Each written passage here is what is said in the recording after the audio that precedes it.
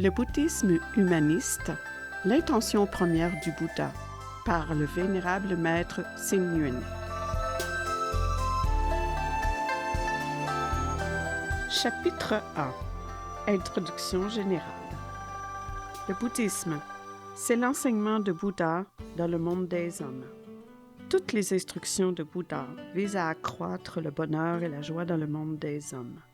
C'est pourquoi le bouddhisme, c'est aussi le bouddhisme humaniste. Mais puisque c'est la même chose, pourquoi mettre l'accent sur le mot « humaniste » ? Durant cette longue période de plus de 2000 ans, tous les disciples n'ont pas cultivé la même compréhension des doctrines et des préceptes et, en raison de la personnalité de Bouddha, les adeptes des générations postérieures en ont fait de nombreuses interprétations mystérieuses et miraculeuses. C'est ainsi que Bouddha serait sorti du flanc de sa mère, se serait immédiatement mis debout et aurait fait 7 pas vers le nord.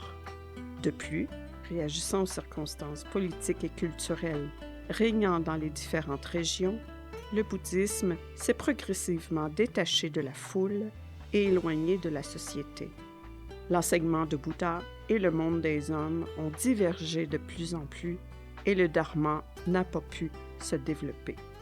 C'est pourquoi ce chapitre de présentation nous révèle quelle importance le bouddhisme attache aux principes moraux de la famille, comme il établit l'harmonie au sein de la société et assure la paix à l'extérieur et à l'intérieur du pays. Il nous révèle aussi le souhait du bodhisattva de convertir le monde par la bienveillante compassion et la sagesse.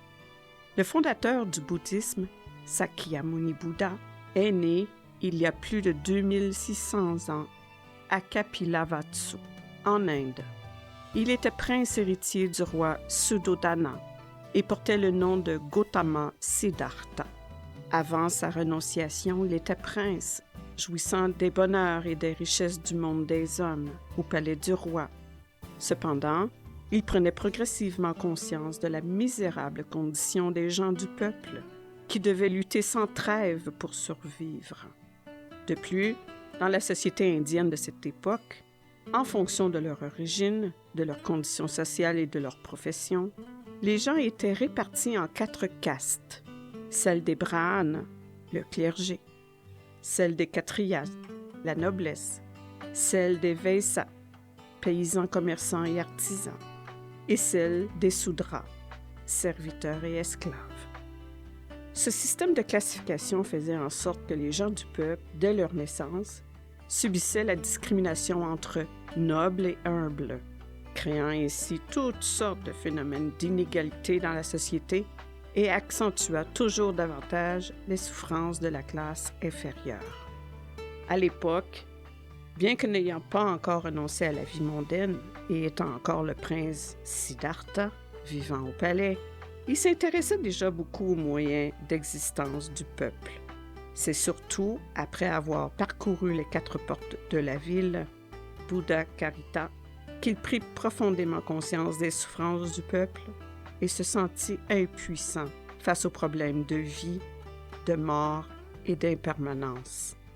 Pour pouvoir briser ce système rigide des castes, réaliser la vérité fondamentale de l'égalité des êtres, résoudre les querelles et les différends des hommes et des affaires dans la société, aider les êtres à se libérer de leurs afflictions et de là, comprendre les vérités de la vie et les égarements face à la mort. Bouddha prit alors la résolution de renoncer à la vie mondaine. Après de longues années de pratique acharnée, il parvint finalement à la compréhension de la loi de la coproduction conditionnelle et au concept de l'égalité de tous les êtres. Et ainsi, il accéda à l'éveil.